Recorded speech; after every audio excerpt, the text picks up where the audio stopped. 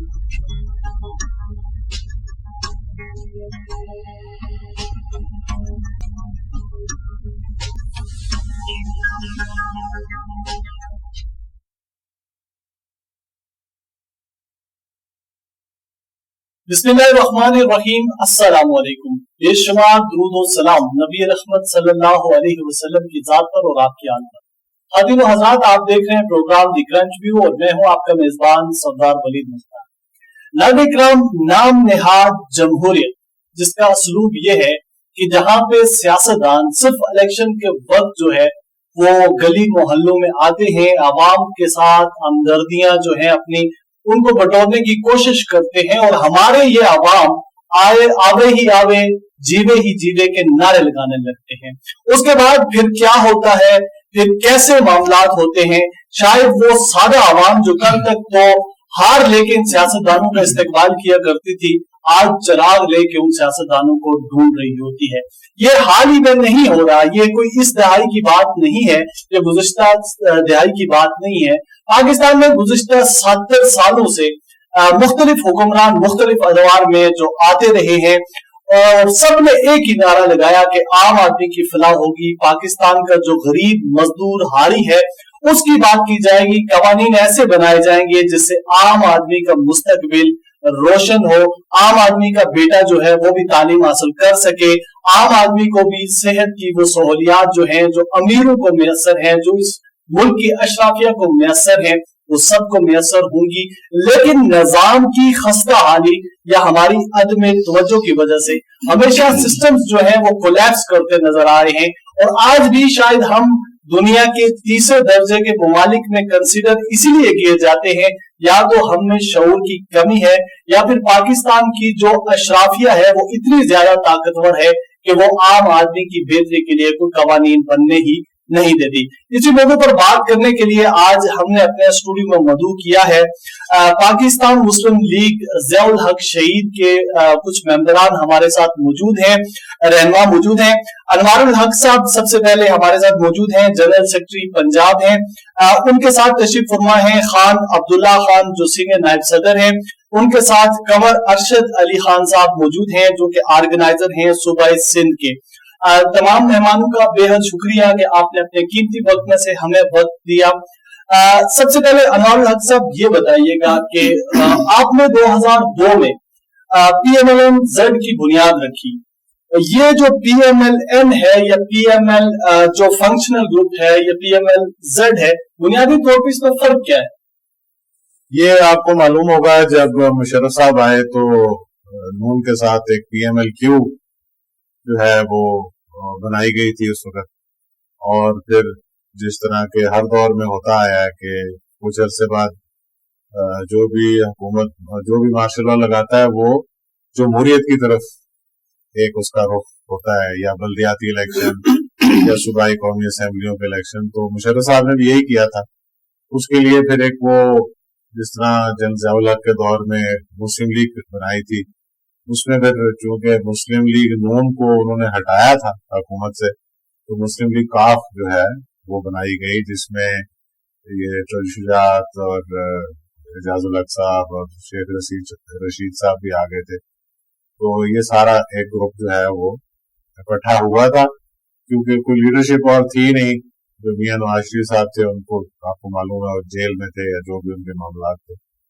तो ये जब उन्होंने कहा जी पार्टी के इलेक्शन कराएं, तो एजाजुल हक साहब भी उम्मीदवार थे सदारत के, और उन्होंने कहा जी अगर आप फ्री एंड फेयर इलेक्शन कराएंगे तो मैं उन्होंने नामजद किया था मियां अजहर को जी इनको हम जो एक रुझान होता है आपको पता है सियासी जमातों में कि जी बिला मुकाबला हो जाए तो अच्छी बात है।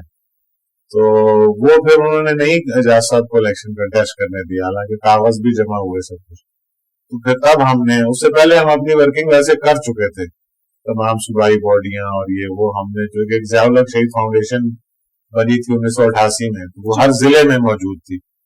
और हम तकरीबन 14-15 साल जो यौम शुदाए बहावलपुर होता है 17 अगस्त को, तो हम पूरे मुल्क का दौरा करते थे चारों सूबों में।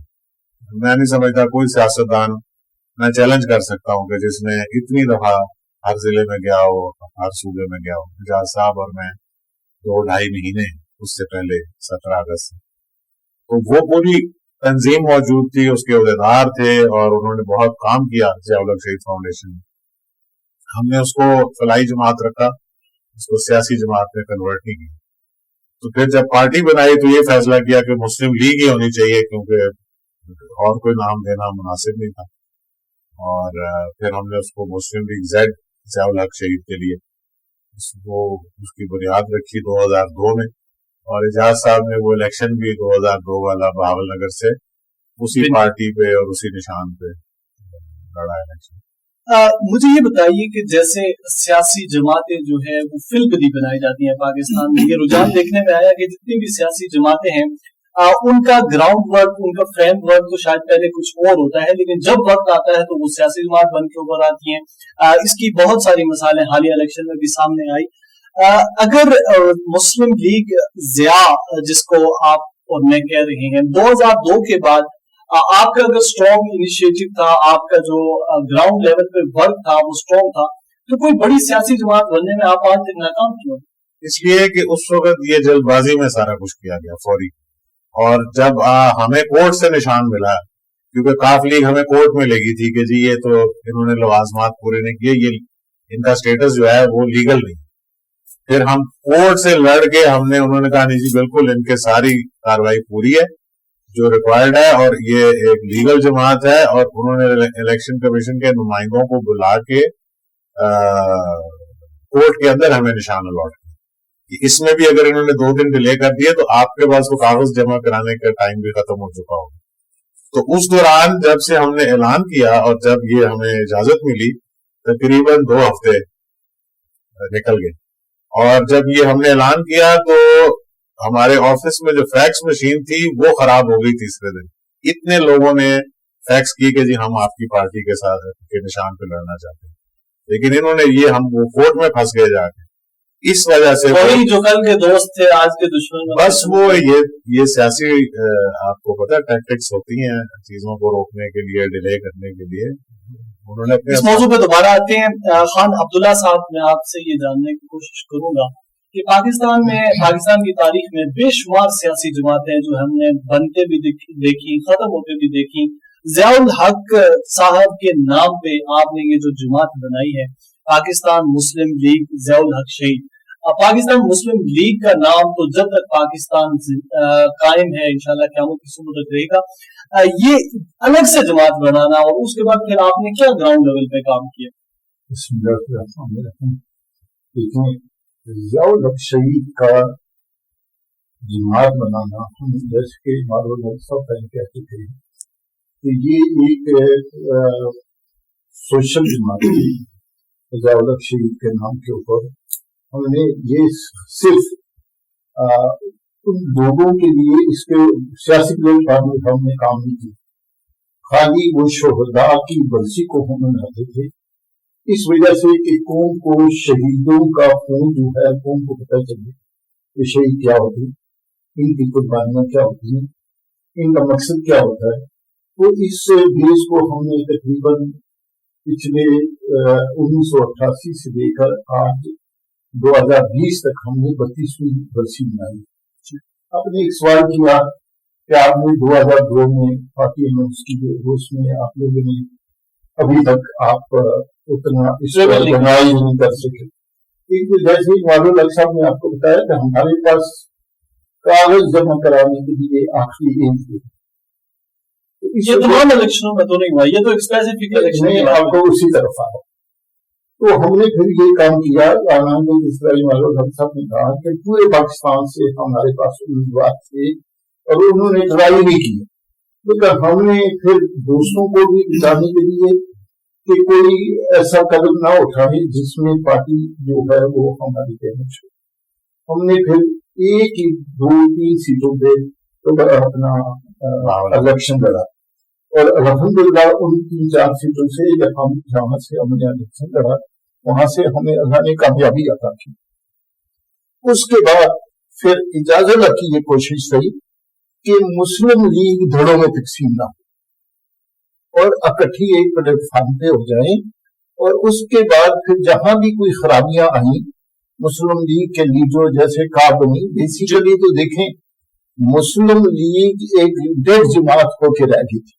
ٹھیک ہے, ضیاء الحق صاحب نے ایک نام پارٹی بیس پہ 1950 میں الیکشن کرایا اور سندھ سے جنیجر صاحب کو مسلم لیگ کا صدر بنایا اور وزیر اعظم منتخب کیا. اور جتنے بھی اس میں آپ کو یہ بتاؤں کہ سیاسی لوگ جو اپنے ذات کے مفادات کے لیے آتے ہیں وہ پھر پارٹیوں کو نہیں دیکھتے ہیں کہ میں نے کیا کیا, کدھر کیا, کہاں سے لگا, کیسے جیتا. وہ پھر اپنے مفادات کو اولویت دیتے. پھر سب نے آ کے جنہیں جو صاحب کے ہاتھ پہ بیعت کیا, جنہیں جو صاحب وزیر اعظم بنے اور پھر وہ ایک حکومت چلنے لگ پڑی. اس کے بعد پھر ہم نے جو کام کیا مسلم لیگ پاکستان مسلم لیگ کے پلیٹ فارم پہ, ہم نے کوشش یہ کی کہ یہاں اس ملک کے لیے کام کیا جائے اور یہاں اس ملک کے لیے, اس ملک کی عوام کے لیے, اس کے غریب عوام کے لیے, ہاری کے لیے, کمزور کے لیے اس ملک میں پاکستان مسلم لیگ کام کرے. اس دوران کئی مخالفتیں ہمارے اور ان لیڈران کے درمیان آئی جن کو ہم نے فرنٹ بینک بنایا. فار ایگزامپل آپ نواز شریف کو لے لیں اور اس کے حواری کو لے لیں. وہ میں آپ کو اس چیز کی ایک گواہی دیتا ہوں کہ جب پہلا الیکشن ہوا اور پہلے الیکشن میں اعجاز الحق اور نواز شریف نے بیک سائڈ پہ بیٹھا ہوتا تھا تو نواز شریف سے لوگ گھوم کر اعجاز الحق کے ہاتھ کو چومتے تھے. اور آپ پہ دیکھیں ماشاءاللہ آپ کی کتنی عمر ہے, آپ یہ جانتے ہیں کہ ضیاء الحق کے چاہنے والے آج بھی پاکستان میں ایک بہت بڑی تعداد موجود ہے. جی, اگر جیسے آپ کی بات سے میں ایگری کرتا ہوں کہ ضیاء الحق کے چاہنے والے تو بے شمار آج بھی موجود ہیں پاکستان میں, اور پاکستان کی جو سیاست ہے وہ جنرل ضیاء الحق اس کا ایک اہم ترین باب ہے جو مکمل ہی نہیں ہو سکتی اس میں کچھ چیز. لیکن سوری ٹو انٹرپٹ, مجھے یہ بتائیں کہ جیسے آپ کہہ رہے تھے کہ بہت سارے لوگ جو ہے میاں نواز شریف کو کراس کر کے اعجاز الحق کے ہاتھ پہ بیعت کرتے تھے یا ان کا ہاتھ چومتے تھے, تو یہ اعجاز الحق کی پھر نااہلی ہوئی کہ وہ اپنی سیاسی جماعت کو اس طرح سے پریویل نہ کر سکتے. میاں نواز شریف تو بہت آگے نکل گئی تھی. میں آپ کو بتاؤں اصل میں یہ آپ کی طبیعت کی بات ہوتی ہے.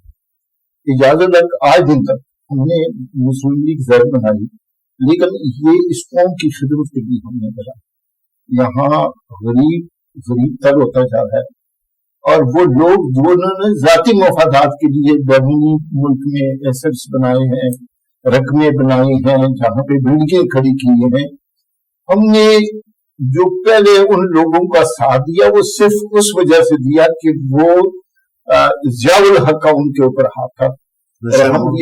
آگے لے کے چلنے کا انہوں نے مطلب اظہار بھی کیا.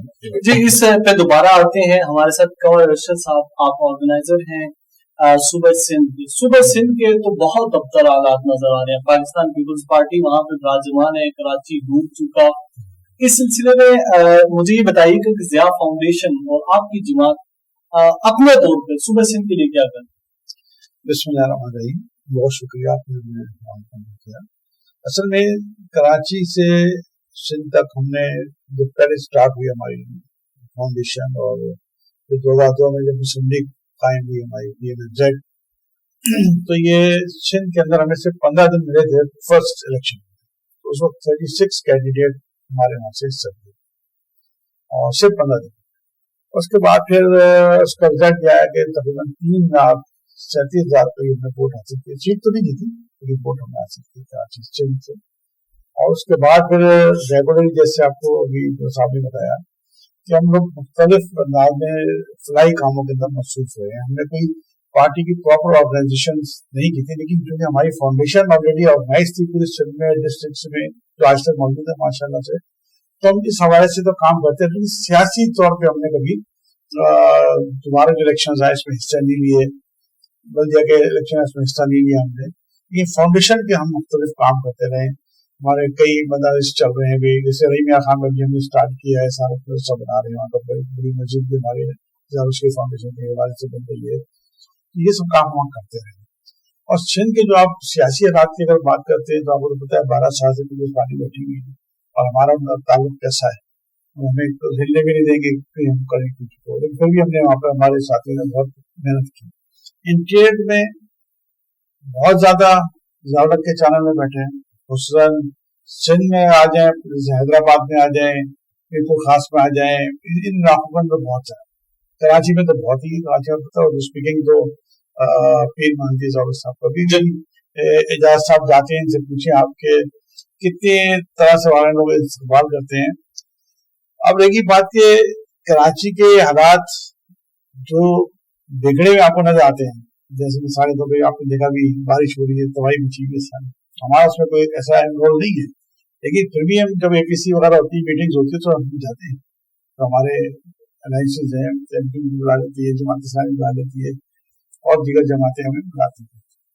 तो 12 साल से जो हुकूमत कर रहे हैं, उनका सबसे बड़ा प्रॉब्लम ये इंडियन एफसी ऑडिट को मिलता है, वो नीचे तकसीम नहीं करते, नीचे जाने नहीं देते। सबसे मेन प्रॉब्लम ये होती है जिसकी वजह से बल्दियाती निजाम जो है वो तबाह बर्बाद हो गया, और जितने इनके करप्ट ऑफिसर्स आते हैं, खास करके बिल्डिंग कंट्रोल अथॉरिटी के अंदर, इन्होंने तमाम जितने बड़े नाले थे, बरसाती नाले, उन पर तो आबादी बना दी है, जहाँ पर गुंजाइश नहीं है सीवरेज के अंदर, वहाँ वहाँ तो एक कतार खड़ी कर दी है। इस तरह से इनके निजाम इन्होंने शहर का बिगाड़ दिया। फिर इनकी और एमक्यूएम के एक टसल आप मुसलसल देख रहे हैं शहर कराची के अंदर, सिंध के अंदर भी, कि वो कहता है इख्तियार है, वो कहता है इख्तियार नहीं है, वो कहता है पैसे दे दिए, वो कहता है पैसे नहीं दिए, कभी कहते हैं वफाक देगा, कभी।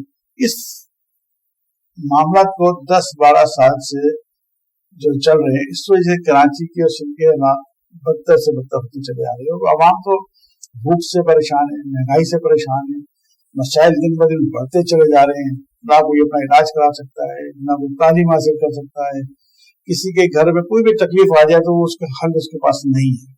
क्योंकि आजकल के अगर आप किसी का भी अगर आप दरवाजा खटखटा के उसे पूछें तो उसको आपको आंसू के अलावा कुछ नजर नहीं आता, बिजली का बिल वो नहीं दे सकता, बच्चे की फीस वो नहीं दे सकता, मैं कोई भी काम नहीं कर सकते, महंगाई का आलम इतना बढ़ता चला जा रहा है। हमारी फाउंडेशन ने अभी आज के इस तमाम मसाइल को देखते हुए हमारे कायद इजाज़त साहब ने फैसला किया और मरकजी कमेटी ने, हम अब कोई ऐसी चीजों के सोल्यूशन तलाश करके हम आए और हम इसको मामले हमारे एक्सपर्ट्स लगे हुए हैं, तो डॉक्टर साहब बताएंगे आपको इंशाल्लाह आगे भी कि हम इसका सोल्यूशन ढूंढ रहे हैं, और सोल्यूशन हम हुकूमत को भी देंगे, खुद भी कोशिश करेंगे ताकि महंगाई से हम लड़ सकें।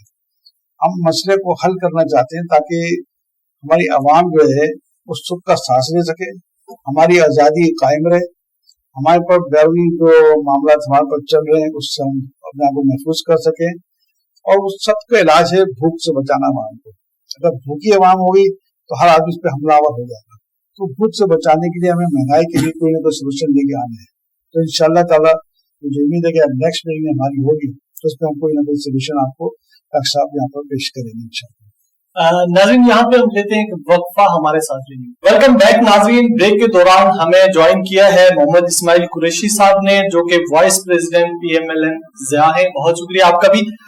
अच्छा सर, जैसे हम प्रोग्राम के ब्रेक से पहले बात कर रहे थे, आपकी पार्टी, आपकी फाउंडेशन जो है वो फलाह का काम कर रही है, पाकिस्तान के अवाम को चाहिए भी फलाह, आप नेकी का काम कर रहे हैं, फिर ये 1.5 ईंट की मस्जिद बना के आप अलग क्यों बैठ गए? सियासत में आने का क्या शौक है आपको? सियासत में तो हम बड़ी देर के आए हुए हैं और एक तरह से नहीं भी आए हुए, क्योंकि जनरल साहब ने हमारी ट्रेनिंग सियासी बुनियादों पे की ही नहीं। अब मैं आपको बताऊं कि 95% जो बाहर के दौरे थे, वाले साहब 11-12 साल सदर रहे, तो मैं हर जगह साथ होता था, एजाजुल हक साहब भी होते थे, लेकिन हमारी तो तस्वीर तक भी नहीं छपती थी। जब ये हादसा हुआ तो लोग शक्ल से हमें पहचानते भी नहीं थे, एजाजुल हक कौन है, डॉक्टर अनवारुल हक कौन है, जो मेरे चचा वगैरह हैं, किसी का नाम कोई नहीं जानता था। तो वो ये सियासत का तो, और हमने जब कदम रखा तो हमारी वालदा के कहने पे हमने ज़ियाउल हक शहीद फाउंडेशन बनाई जी, हमने सियासी जमात नहीं बनाई। तो फाउंडेशन बहुत अच्छा काम कर रही है ना, जैसे हमने प्रोग्राम में बात की। एक सियासी जमात की जरूरत आप क्यों महसूस कर रहे हैं? इसलिए कि हम पीछे जाते जा रहे हैं ना, मुल्क बहुत पीछे जाता जा रहा है, फिर हर कोई अपना नजरिया लेकर चलता है। हमारा अपना एक नजरिया है जो ज़ियाउल हक शहीद का नजरिया था, तो अब हम इस काम में हैं तो उसको सही तरीके से करना चाहिए ना। इतने साल तो गुजर गए, अब हम भी बुजुर्गों में आ गए, बूढ़ों में आ गए, तो जो जितनी भी हिम्मत है पाकिस्तान के लिए जो कर सकते हैं اس کی بہتری کے لیے. آپ کی ہمدردیاں پاکستان تحریک انصاف کے ساتھ ہیں یا پاکستان مسلم لیگ نون کے ساتھ ہیں؟ ہماری پاکستان تحریک انصاف سے تو ہمارا کوئی جھگڑا ہی نہیں ہے، اور مسلم لیگ نون جو ہے انہوں نے ہمیں چھوڑا، ہم نے تو انہیں چھوڑا نہیں تھا اینڈ تک، جب تک میاں صاحب سعودی عرب نہیں گئے ایگزائل میں تو ہم ان کے ساتھ ہی تھے. اس کے بعد انہوں نے اپنا رستہ ہی الگ کر لیا، ان کو کہا گیا کہ اب آپ ضیاء الحق شہید کا زیادہ نام نہ لیا کریں، اور وہ پھر اس طرف چل پڑے. تو پھر ہم قافلی کے ساتھ آ گئے، اور اس کے بعد اس طرح سے پاکستان تحریک انصاف کا یہ ہے کہ میں ہمارے ذاتی طور پہ عمران خان صاحب سے بہت اچھی تعلقات ہیں، پہلے سے میں انہیں جانتا ہوں، بہت دفعہ ملا ہوں، ان سے ہمارا کوئی جھگڑا نہیں. پاکستان تحریک انصاف گزشتہ 10 برسوں میں جو ہے وہ کھل کے ایک بڑی جماعت کے طور پہ سامنے آئی ہے. تو آپ نہیں سمجھتے کہ پی ایم ایل جو زیڈ ہے اس کو الائنس ہو جائے، یا اس کو ضم کر کے، آپ کے چونکہ عمران خان کے ساتھ ریلیشنز آپ کے بہت اچھے ہیں، تو پھر کیا ضرورت ہے الگ پارٹی بنانے کی؟ عمران خان صاحب کے ساتھ اگر آپ کا کوئی نظریاتی اختلاف نہیں ہے، پاکستان تحریک انصاف کی سیاست کریں. سیاست میں دیکھیں ہر چیز آپ کو تھوڑی سی اوپن رکھنی پڑتی ہے، اور آگے چل کے کچھ بھی ہو سکتا ہے. لیکن اگر آپ 2 بندے وہاں ہم چلے جائیں یا 4 اور جا کے ان کی ٹکٹ پہ الیکشن لڑ لیں، تو پھر ہم اپنے نظریے کی یا اپنی کوئی بات وہاں نہیں کر سکتے. پھر ہمیں ان کے پیچھے چلنا ہے، ان کو ڈیفینڈ کرنا ہے. جو وہ غلطیاں کر رہے ہیں ہمیں اس کو اچھا کہنا ہے، جو وہ اچھا کر رہے ہیں اسے ہم نے اور بہت سارا بڑھا کے اچھا کہنا ہے. تو بہتر نہیں ہے کہ ہم چھوٹی جماعت ہیں، تھوڑے لوگ الیکٹ ہو کے آئیں، لیکن بات تو اپنی مرضی کی کریں نا، جو ملک کے مفاد میں. خان صاحب مجھے یہ بتائیے کہ جیسے ڈاکٹر صاحب کہہ رہے ہیں کہ عمران خان صاحب غلطیاں کرتے ہیں، ان کے حواری جو ہیں وہ ڈیفینڈ کرتے ہیں، آپ کے خیال سے موجودہ حکومت کیا کیا غلطیاں کر رہی ہے؟ دیکھیں، آپ نے پہلے سوال کیا کہ آپ عمران خان صاحب کے ساتھ ماسک کیوں نہ ہوں. جی. اور دوسری بات یہ ہے کہ چونکہ ہمارے اپنے ذاتی زیڈ کے مسلم لیگ زیڈ کے پلٹفارم سے ہمارے کوئی امیدوار نہیں تھے، تو ہم نے زیڈ والوں نے تقریباً ہمارا ورکر جو ڈسکارڈ ہو چکا تھا نون سے، اس نے A to Z سپورٹ کی ہے عمران خان. چونکہ جو آپ ورکر ہیں، اگر میرے ذات کے لیے میں کسی کو پابند کر سکتا ہوں تو الگ ہے، 2 بندے 4 بندے 100 بندے 1000 بندے کو، لیکن جب میری ذات نہیں ہوگی تو ورکر پھر اجتماعی اپنا ایک فیصلہ کرتا ہے کہ ہم نے اب کہاں جانا. تو مسلم لیگ زیڈ کا ورکر جو ہے اس نے عمران خان کا ساتھ لیا اور اس کو ووٹ دیا.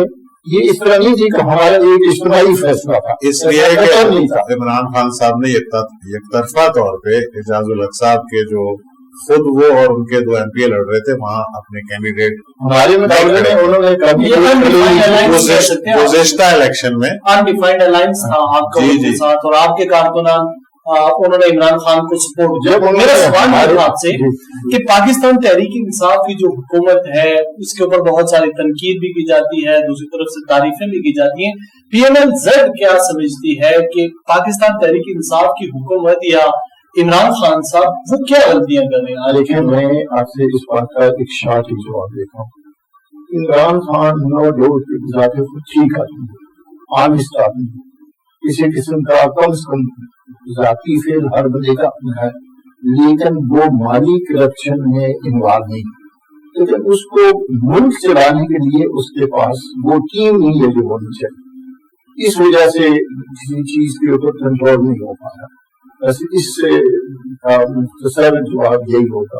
دوسرا یہ ہے کہ آپ انہیں بہت تھوڑا ٹائم دے رہے ہیں، 2 سال میں آپ اتنا کچھ اچیو نہیں کر سکتے. تھوڑا نہیں، پاکستان کے جو ابھی اور جو لوگ ان کے اوپر تنقید کرتے ہیں وہ یہ بھول جاتے ہیں کہ ان کو ملک کس حال میں ملا ہے. جی، قریش صاحب کی جانب بڑھیں گے. قریش صاحب یہ بتائیں کہ جیسے خان صاحب کہہ رہی ہیں کہ عمران خان صاحب کی جو ٹیم ہے وہ کمزور ہے یا اس میں ملک چلانے کی صلاحیت نہیں ہے. آپ ایک سیاسی پارٹی کو، ایک جماعت کو ریپرزینٹ کر رہے ہیں، آپ کیا سمجھتے ہیں کہ آپ کی جماعت میں وہ صلاحیت ہے جو ملک چلانے والی، آپ کے ساتھ وہ ٹیم موجود ہے؟ بسم اللہ الرحمن الرحیم. جس طرح خان صاحب ہمارے قائد ڈاکٹر انوار الحق صاحب نے کہا ہے، ہماری جماعت اور آپ نے سوال کیا تھا ڈاکٹر صاحب سے کہ آپ کو اپنی یہ اب کیوں ضرورت محسوس ہوئی. اصل میں ہماری جماعت کا ایک نظریہ ہے، اور وہ نظریہ جو جنرل ضیاء الحق شہید نے اجاگر کیا، قائد اعظم رحمۃ اللہ علیہ نے پاکستان کو جو نظریہ دیا تھا، دو قومی نظریہ، پاکستان کا مطلب کیا، لا الہ الا اللہ محمد رسول اللہ، اور وہ آہستہ آہستہ پیچھے ہوتا گیا. لیکن الحمدللہ جب جنرل ضیاء الحق شہید اقتدار میں آئے تو آپ نے اس نظریے کو دوبارہ زندہ کیا اور مردہ مسلم لیگ میں روح پھونکی. جی. اور یہ تو ایک لمبی بات ہے، لیکن اس کے بعد جب جنرل ضیاء الحق شہید کا حادثہ ہوا، اور اس کے بعد جب سردار عبدالقیوم رحمۃ اللہ علیہ نے سب سے پہلے نعرہ لگایا، کیونکہ سوشلزم کا مقابلہ ضیاءزم سے کیا جائے، جی. اور نواز شریف اور باقی لوگوں نے لبیک کہا، اور میاں محمد نواز شریف جو کہ پیپلز پارٹی سے اتحاد کر کے ہمارے سے بہت دور جا چکے ہیں، اس وقت انہوں نے نعرہ لگایا کہ میں ضیاء الحق شہید کے مشن کو لے کر آگے چلوں گا. اور ضیاء الحق شہید کا مشن تھا جہاد افغانستان، جہاد کشمیر اور اسلام کا بول بالا کرنا. ہم سب نے لبیک کہا.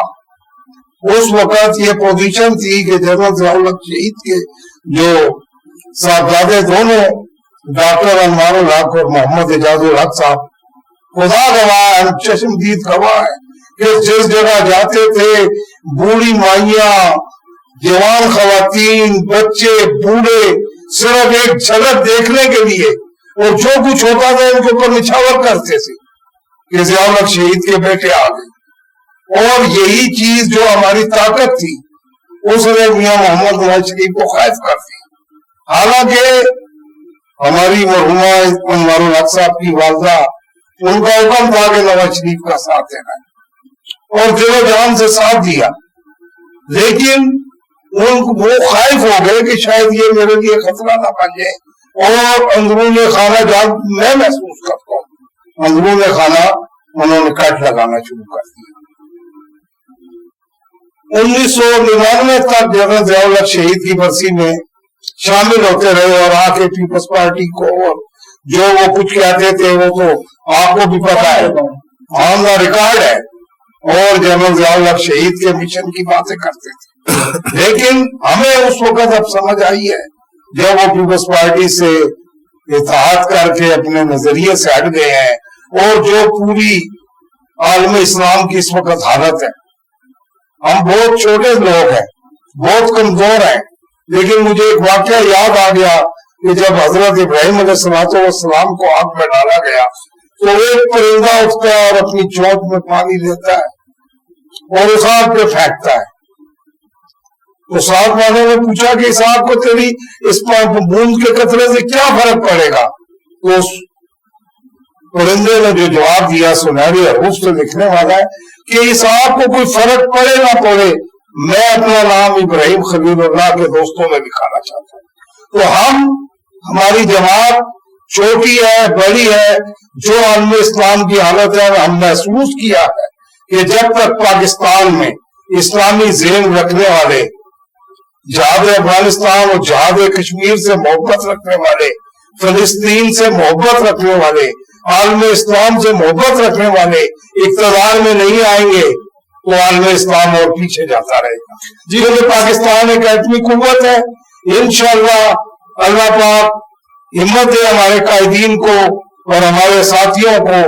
آپ دیکھیں گے کہ کچھ دن بعد ہی ہم گلی گلی کریا کریا ضیاء الحق شہید کے مشن کو پہنچائیں گے، اور اللہ کی ذات سے امید ہے کہ ساری قوم انشاءاللہ ہماری آواز پہ اللہ بیٹھ گئے. ڈاکٹر صاحب چونکہ پروگرام کا دورانیہ مختصر ہوتا ہے، مجھے مختصراً یہ بتا دیں کہ جمہوریت کیا پاکستان کے لیے آئیڈیل سسٹم ہے؟ اس سے ریاست پریویل کر سکتی ہے؟ ہمارا پاکستان اس سے ترقی کر سکتے ہے؟ بالکل کر سکتا ہے، لیکن بشرطے کہ جمہوریت ہو.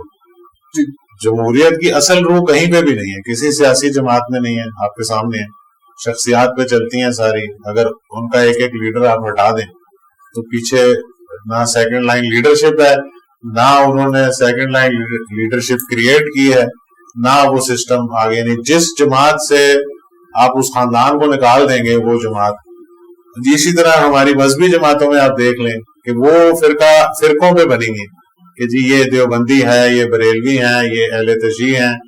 उन जमातों में कोई दूसरे फिरके वाला आप मुझे दिखा दें कि जी ये देवबंदियों की जमात है तो इसमें बरेलवी के ये लोग साथ हैं। हमने तो अपने मिजाज के हिसाब से जमहूरियत को चलाया ना, जमहूरियत के अपने लवाजमात हैं। आप मुझे बताएं PML जेड में लास्ट इलेक्शन कब हुई?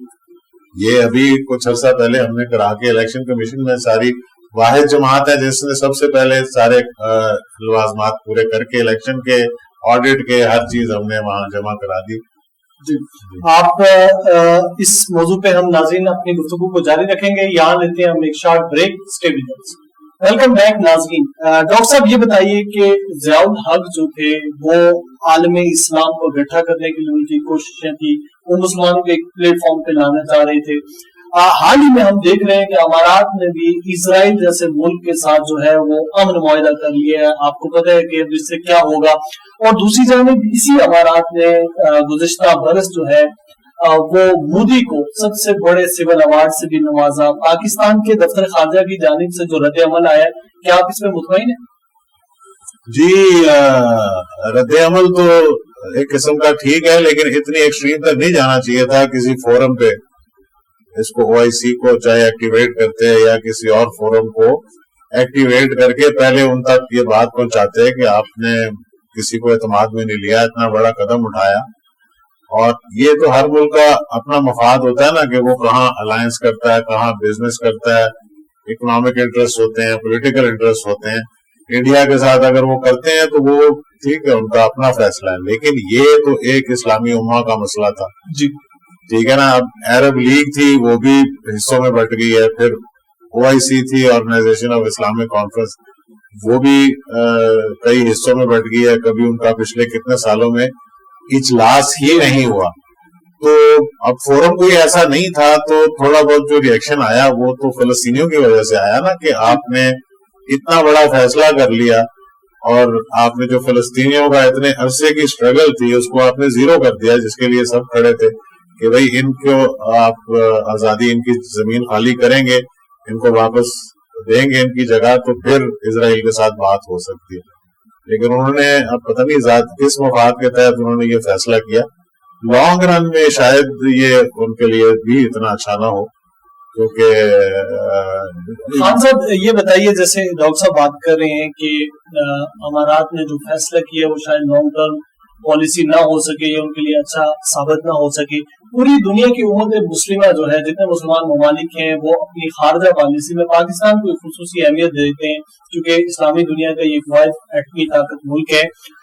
पाकिस्तान ने जो इस पर रिएक्शन दिया है, वो दफ्तर खारजा ने इस पर सिर्फ इतनी सी प्रेस कॉन्फ्रेंस जो प्रेस रिलीज की कि इसके खिते के ऊपर 2 रस शराब जो है वो मुरतब होंगे। आप नहीं समझते कि हमें भी खड़े होके, हमें भी तुर्की की तरह, हमें भी मलेशिया की तरह, हमें भी इंडोनेशिया की तरह स्टांस लेना चाहिए था और अमारात को जरा उसको जैसे उन लोगों ने आड़े हाथों लिया हमें भी लेना चाहिए था? देखिए सरदार साहब, हमारी ये जमात जो आज इस जमात के लिए जब मुस्लिम लीग को ऑर्गेनाइज करने के लिए, और हम बाकायदगी से एक इंडिपेंडेंट अपना मुस्लिम लीग को आगे लेके आने के लिए, इसका मकसद ही सिर्फ ये है कि ज़ियाउल हक का, देखें मैं अब आपको थोड़ी सी एक बात बता रहा हूँ। अल्लाह ताला ने उस शख्स को इतनी सोच और इतनी ज़हानत दी थी कि रशिया जब रूस से निकला तो वो असल में पाकिस्तान के अंदर दाखिल होना चाहता था और वो गर्म पानी तक पहुंचना चाहता, ठीक है। और दूसरी तरफ, एक तरफ तुर्कों के बादल के ऊपर आपकी रशियन सुर्ख फौज आके बैठी थी, और दूसरी तरफ आप जानते हैं, आप माशाल्लाह सब कश्मीर के रहने वाले हैं, कि हर दिन हम वहां से लाशें उठाते हैं, शहीद उठाते हैं। दूसरी तरफ इंडिया की फौज पाकिस्तान के बादलों के ऊपर इधर हमारे बिल्कुल जंग के लिए तैयार, लेकिन उस शख्स ने اللہ کو یاد کر کے اللہ کی مدد لے کے کسی کے آگے نہیں جھکا اور نہ ہی کسی سپر طاقت کی انہوں نے پرواہ کی. پاکستان کی دفاع کی جنگ انہوں نے افغانستان کی سرزمین پر لڑی اور اللہ تعالیٰ نے روشیا کو نابود کیا اور وہاں سے پسپا کیا. ٹھیک ہے. اس کے بعد جو 7 یا 8 اسٹیٹس مسلمان ہوئے اور ٹیررزم جو ہے وہ دنیا کے اندر ختم ہوگی. اسی طرح کشمیر کی آزادی کی جنگ جو ہے انہوں نے خالصتان میں لڑی. ٹھیک ہے. آپ جذبے آپ تاریخ اٹھا کے دیکھیں نا, آج ایک مہینے کی شہید اور اس کے ضیاء الحق کے 11.5 سالہ دور کی شہید جو کشمیر کے اندر ہوئے, ان کو دیکھیں. آج کوئی ایسا دن نہیں ہے کہ ہمارے بادوں کے اوپر ایک دوسرے سے شیلنگ نہیں ہو رہی. اگر اس وقت کی تاریخ کو اٹھا کے چیک کریں کہ کتنی شیلنگ ہوئی ہے انڈیا کی طرف سے ہم آپ کو. ٹھیک ہے. کیونکہ انڈیا کے اندر ہی اللہ تعالیٰ کا عذاب پڑا ہوا تھا. تو ہم جو یہ کام کر رہے ہیں, دیکھیں میں نے آپ کو جیسے کہوں کہ ہم کشمیر کے اندر اگر ہم کہیں کہ جی تقریروں کے اوپر باتوں کے اوپر ہم کشمیر کو آزاد کر لیں گے, ایسا کبھی نہیں. یا فلسطین کو ہم آزاد کریں, ایسا کبھی نہیں, باتوں سے نہیں ہوگا. اور ضیاء الحق صاحب نے شکر الحمدللہ آج اللہ تعالیٰ نے شہادت کی موت 11.5 سالہ اقتدار اور جو اس کے پوچھنے والا یہ ایک اللہ کی ذات تھی. ٹھیک ہے.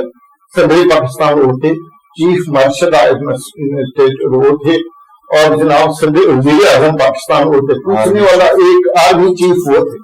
اللہ نے ان پہ کیسی مدد کی. دیکھیں جب ضیاء الحق کے بیٹے کو آرمی ہاؤس سے نکالا گیا تو ان کے پاس اپنا سر چھپانے کے لیے گھر نہیں تھا. یہ چودھری شجاع کے گھر میں یا چودھری اپنا چودھری ضرور اللہ کے گھر میں چوک میں کم از کم 2.5-3 سال گزارے. اس کے بعد جو ضیاء الحق صاحب نے اپنی زندگی میں ایک اسٹرکچر بھی کمپلیٹ نہیں تھا تو اس کو پھر انہوں نے بڑی محنت سے آہستہ آہستہ اس کو کمپلیٹ کیا, تب جا کے اپنے گھر میں شفٹ ہوئے. آج ہم یہی کہتے ہیں کہ دیکھیں مسلمانوں کے لیے اگر کسی نے کام کیا یہ پچھلے تقریباً آپ یہ سمجھیے کہ 1 صدی کے اندر, تو وہ اللہ کے بعد اللہ کی مدد سے صرف ضیاء الحق تھا جس نے دین کے لیے کام کیا, جس نے اقوام متحدہ میں جا کر یہاں سے عالمی دین لے کر گئے اور انہوں نے کہا کہ اقوام متحدہ کا اجلاس تب شروع ہوگا جب قرآن کی تلاوت ہوگی. تو سردار صاحب دیکھیں وہاں پہ ہر مذہب کے لوگ موجود ہیں, لیکن کسی کو یہ اخلاقی یا ذاتی یا قانونی ضرورت نہیں ہوئی جس نے کہا سب آپ مسلمان ہیں اور دنیا کی ہر مذہب ایسی ہوئی, آپ کیا کریں.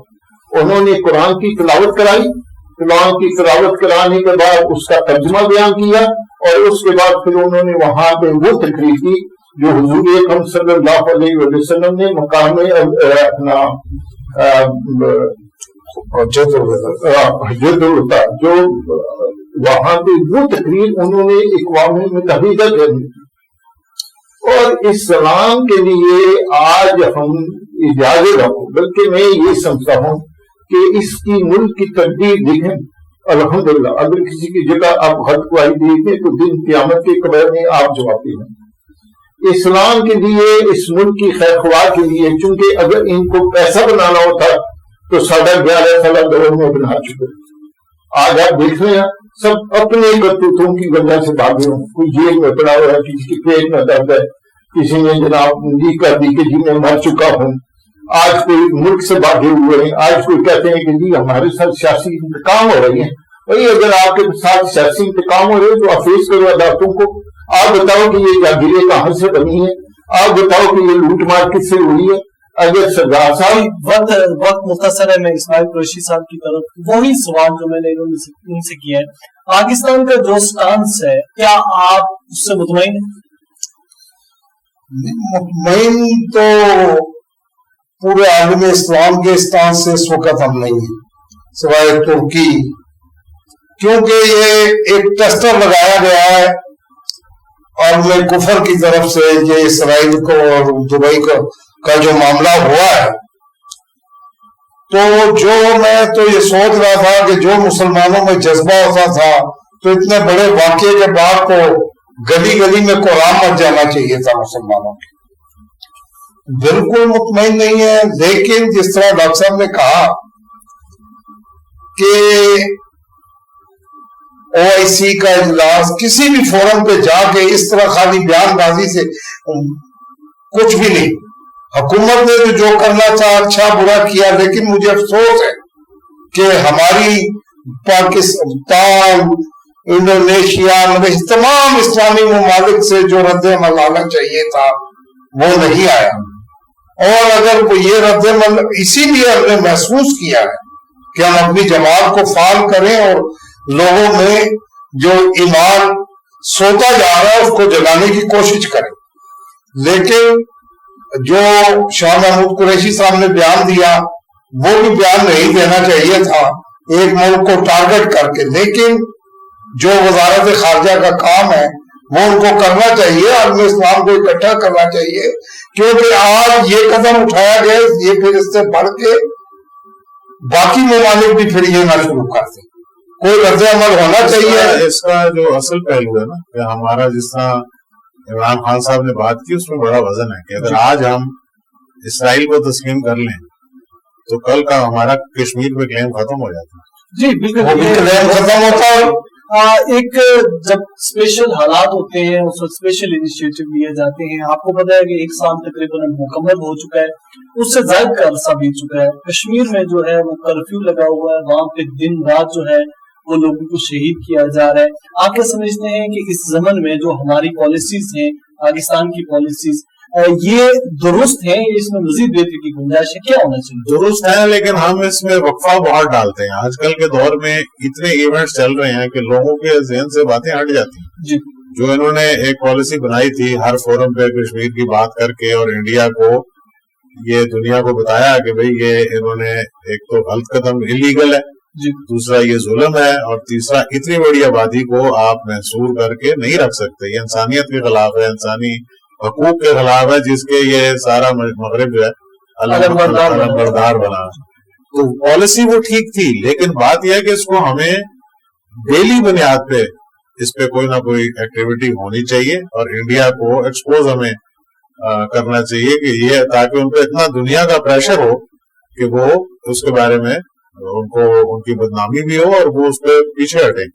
اس کے اوپر یہ جو انہوں نے یہ اسپیشل کشمیر کا سٹیٹس تھا اس کو ختم. ناظرین کرام, دامن وقت میں چونکہ گنجائش کم ہے, آپ نے پروگرام دیکھا, جو موضوع تشنا رہ گئے انشاءاللہ نیکسٹ کسی پروگرام میں ہم ان پر پھر بات کریں گے. مجھے دیجیے اجازت. اللہ ہم سب کا حامی و ناصر.